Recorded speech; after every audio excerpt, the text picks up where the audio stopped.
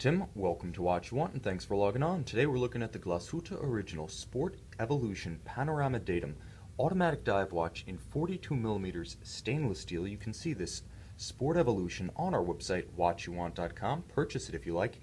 And if you enjoy these videos, please subscribe to our YouTube channel, Watch You Want Inc. Now I want to emphasize that this is a true rarity. Not only are the Sport Evos uncommon, but in the bigger picture, a sports watch from Saxony is a true connoisseur's piece and a rare find.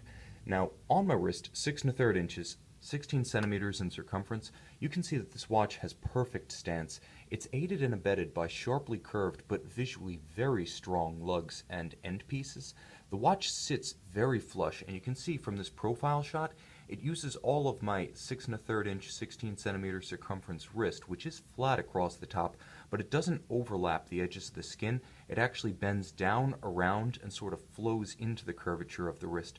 Ergonomically, this one's a winner. It's also remarkably compatible with a tighter sleeve, not the ultimate tight dress cuff that I'm wearing right now, but at only 11 millimeters thick, it's a full 1.5 millimeters thinner than something like a current Rolex GMT Master 2 or Supercase Submariner.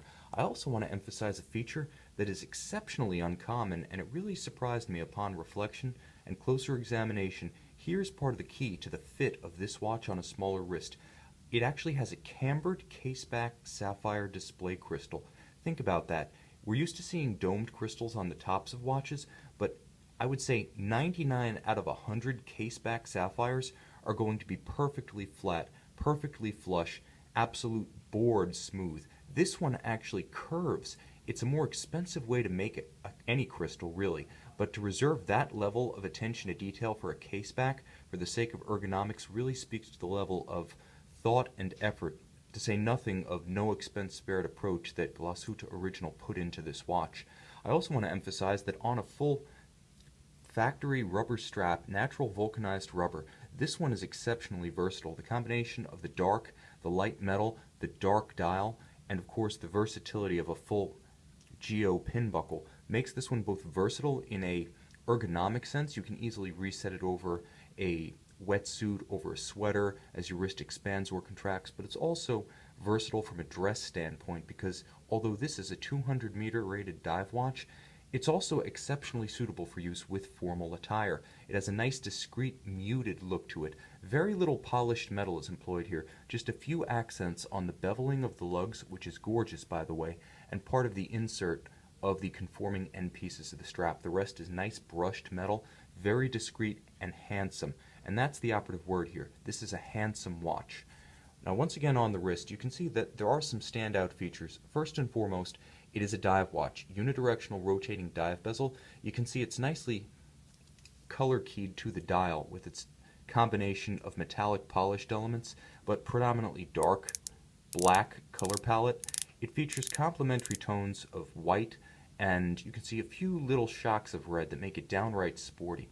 I would say, all things considered, the aesthetic of this watch is very much the Porsche of dive watches, and that's mentioned with all due respect to Chopard, Porsche Motorsport's current high-end watch partner, as well as Porsche Design, which has its own line of sports watches.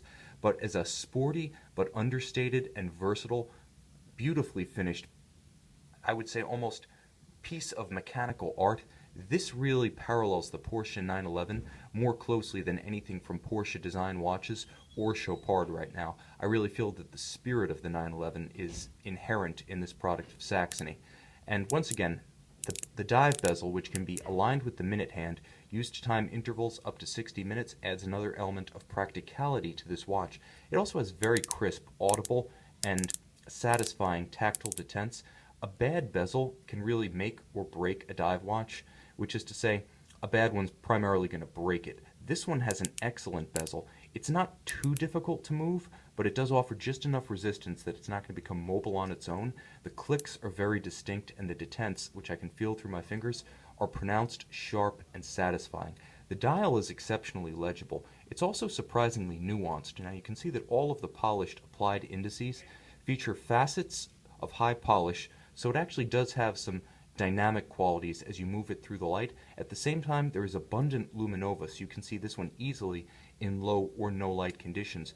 There is a concentric circular guilloche that runs just under the hour track, and I'm going to try to capture that in the camera, but it's not something that plays terribly well on the iPhone. However, it does contrast dramatically with the matte finish of the central dial. And there is a stepped chaptering featuring red Arabic numerals for the minutes, as well as white second hashes outboard of that. So there is depth to this dial. Between the steps of the chaptering, the guilloche of the hour track, and the actual faceted applied indices themselves, it's a beautifully detailed dial, and that's before we even get to the signature Panoramadatum.